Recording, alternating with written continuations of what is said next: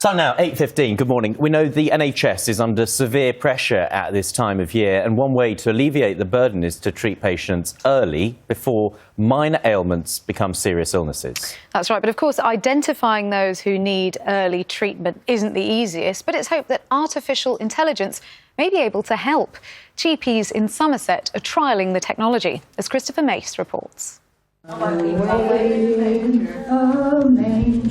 Winter often means high rates of illness in care homes, but here at the Towers in Burnham-on-Sea, many of the residents, like Joan, say their recent health has improved.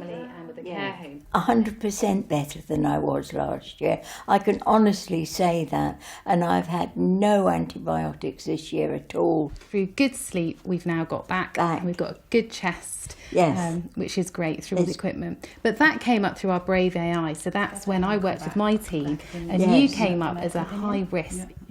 So from 28,000 people, we can drill down to 8 people that would be of interest to the team. From those 8, we can then drill down to 1 person and get insights about what is actually driving their risk of going to hospital. Brave AI looks at people's medical histories and assesses how likely it is they'll end up in hospital.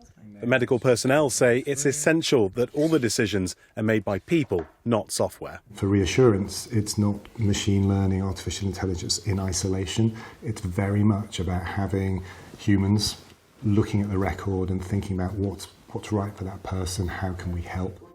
Since healthcare teams using Brave AI started visiting this care home, fewer residents have ended up in hospital. It means that we get that knowledge and then I can spread it through the whole teams. Even our housekeepers, our kitchen staff, everyone's involved in making sure that we're giving the correct care to the individual. It means that the individual themselves are heard. They feel part of their own life rather than just us talking over the phone to a GP about symptoms. They've actually seen someone face to face. The next stage of the rollout will see GP practices in Gloucestershire, Wiltshire and North Somerset using AI in the hope it'll help reduce hospital admissions. Christopher Mace, BBC News. Well, we're joined now by Dr. Sarah Ormandy and Kyle Hepburn, who both worked on the Somerset trial of Brave AI. Thank you both for coming into the studio. Good morning to you. So first of all, if we start, I don't know which of you is best to take this one, but how exactly does it work? Just talk us through what the process is. Sure, you can start, yeah. So it's a tool that looks at predicting someone's risk of admission to hospital, and it does that by looking for patterns of episodes in their GP record that would predict that they're at risk of their health deteriorating and admission to hospital. So they use the data that the GP already has as part of your medical records? So it's existing GP records.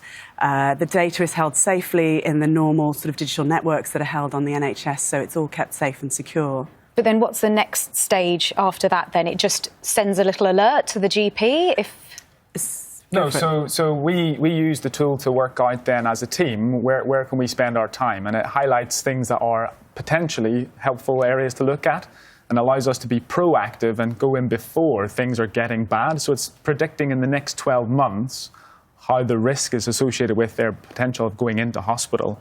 And it looks at a number of other factors as well that helps us to decide this is an area we may need to talk to you about because you're not currently unwell, but you're maybe going that direction. And that's a really valuable tool to have as clinicians to go in beforehand and go, something might happen, but we can do something about it right now. And that's the real power of the tool. But how is that different from, say, a human doctor having made a mark on someone's medical notes, if they've had a result that's been a bit borderline and they say, check in 6 months, just to be on the safe side? How does this differ from that? So I think looking at the bigger picture of where healthcare is at the moment, with the workload the way it is, the difficulty with recruitment and retention of staff, actually this is a great tool that takes away. Maybe 10, 15 years ago, we had a lot of continuity of patient care and we could spot trends earlier. We had the time to, and now it's a lot harder with the pressures of work to have that continuity. We don't tend to know people cradle to grave like we used to. But do you think you've got the resources to be able to do that side of things? Because if part of the issue is staffing and resources, actually you still need the people there, as Ben said, to be able to assess and look over it. So that's kind of what the tool does, because it can take in all the information that's in your GP record. And what it does is it maps what you're like against the population that it has looked at, or your GP record, and it works out that with all this information, these are things that are likely to drive that, and then it allows us as a team then, rather than us having to try and sift through years and years and years of data, to go, these are meaningful things that potentially will cause these things to happen, and we can then as a team work that through. So it's not just one individual using the tool, it's a team. So we've used our team in the area. So there's a pharmacist, myself, there's other pharmacists, there's occupational therapists, we've got GPs, we've got care coordinators, health coaches, and all of these people interact with the patient. And we use the tool just as a means to say, this is where we could start. And then it's people making relationships with people to work out what's the best way for their care to move forward. How did the patients taking part in the trial feel about it? Because inevitably, where there's technology involved, depending on who owns the AI technology, there'll be some people worried that this program has access to very sensitive and private personal details about individuals. And where does that data end up?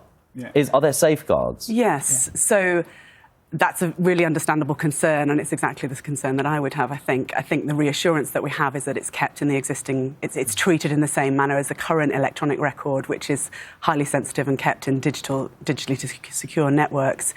I think we know... So the data couldn't then be taken by the company that's made the AI software and then sold on, or, you know... And we know from previous research that those are concerns that are held across a lot of different groups of people.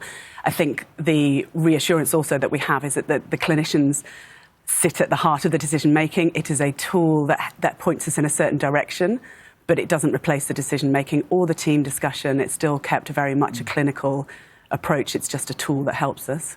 But I suppose, as ever, AI isn't a perfect tool, is it? Is there a risk of over-reliance on this that might lead to complacency or actually missing those very patients that you hope to detect who may otherwise go under the radar? I mean, yeah, I think that's probably a valid concern that's raised by lots of people, but we don't use it in that way. It's not a diagnostic tool. It's not a thing that tells us you must go and see patient 1, because that's the risk. It just gives us the opportunity to look at the vast number of people that we have and work out, well, we know these people are the people that have the highest risks, and we see them all the time in the NHS because they're using the services over and over. But it helps us find the voice of someone who maybe isn't making that noise or isn't even aware that they've got the problem, and it allows us to focus on those patients. And therefore, it gives us as a team the opportunity to say, well, who do we need to look at and who can we make the difference on? And it's still the people, still the clinicians and the patient making the decision. So our team will ask the patients as well that we have on our listings. We've started with care home patients, and we ask them for their feedback, and we get them to say, well, what are your concerns and what are you worried about, and where do you think that you're not getting that help? And then we can use this as a tool to say to someone, actually, at the moment, you may feel okay, but there's a 50% chance that you could go into hospital in the next year.